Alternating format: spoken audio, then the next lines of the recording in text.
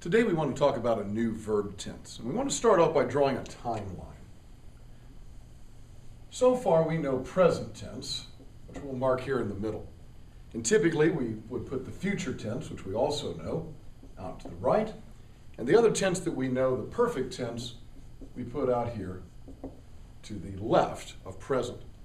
And just kind of staying with that, you recall the helping words for present tense. We have am, is, are, or just the simple present tense.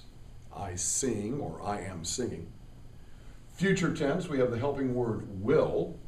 We will go to the park. In perfect tense, we have the helping words has, have, and simple past. She has read the book, or simply, he swam the race.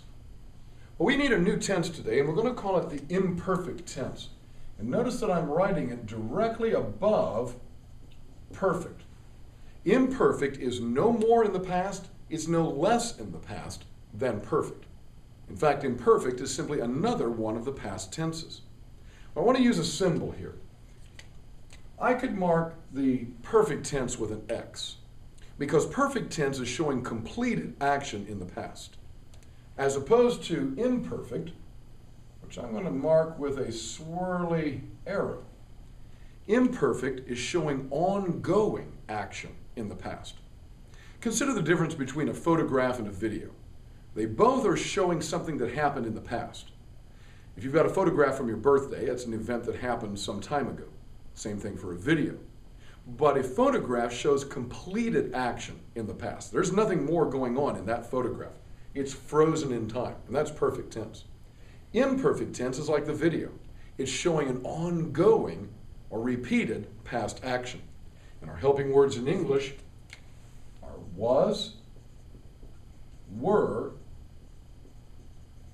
used to, or again, sometimes we can just use the simple past.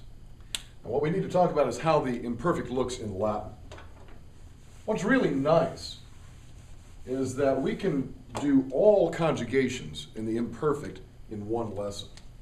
So here's the imperfect tense,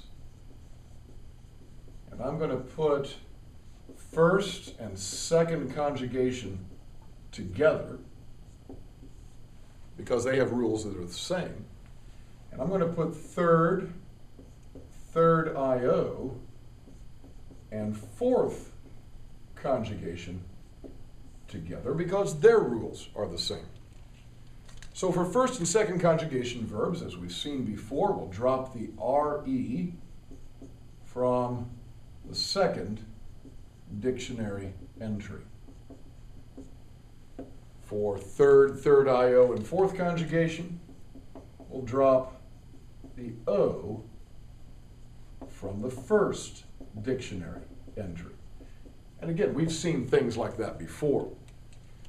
For the first and second conjugation, we've got a certain set of endings to add. Put our singular and plural columns up here, along with first person, second person, and third person rows. Same thing for third IO and fourth. We have some endings to put on. Our singular and plural columns, and likewise first person, second person, and third person rows. Now our endings that we're going to add are going to be very, very similar. So notice, for first and second conjugation, we'll add bomb, boss, bought. Bombus, bottis, bont.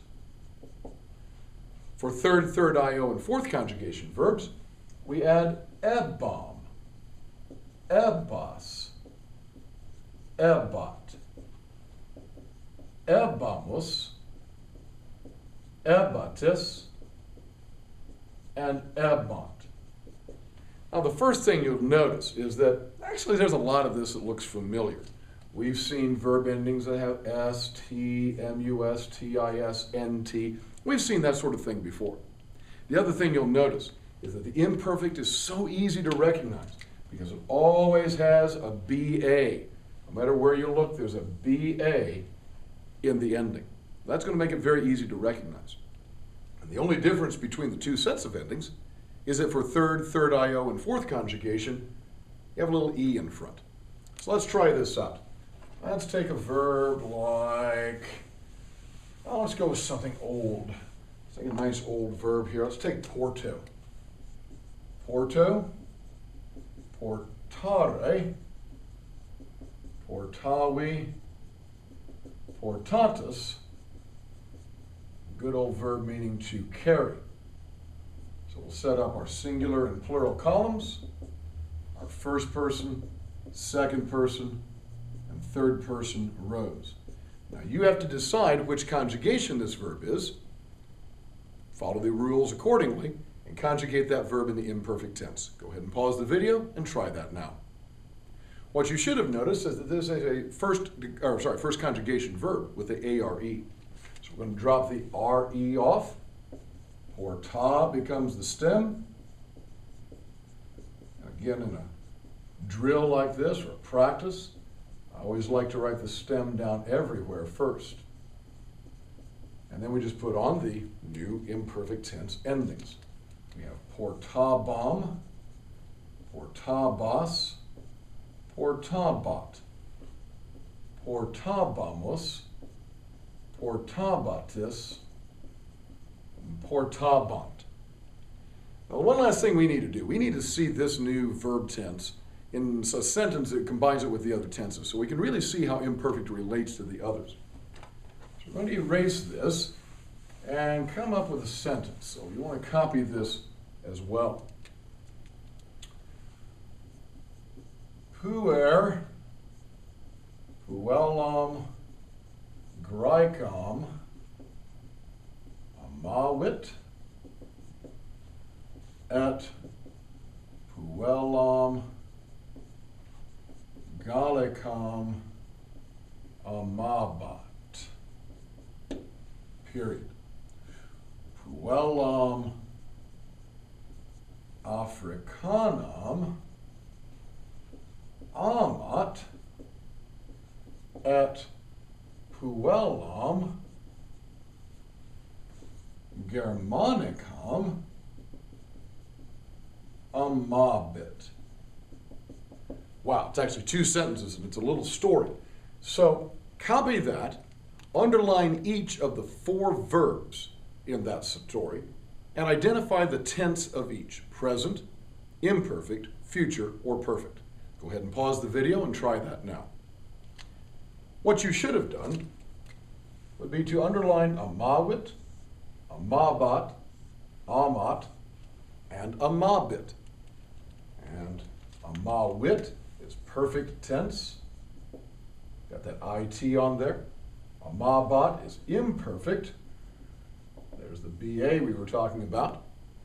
Amat is present, and amabit is future. That BI, because it's a first conjugation verb. Well, let's see if we can figure out what this means. Well, we got a puer here, so the boy has loved, perfect tense, our first verb here, a Greek girl. And right away I know that that relationship is over. They broke up, because that's action completed in the past. He has loved a Greek girl and was loving a Gallic girl. I know that that relationship went on for some period of time. We move to the present tense. He loves, right now, an African girl.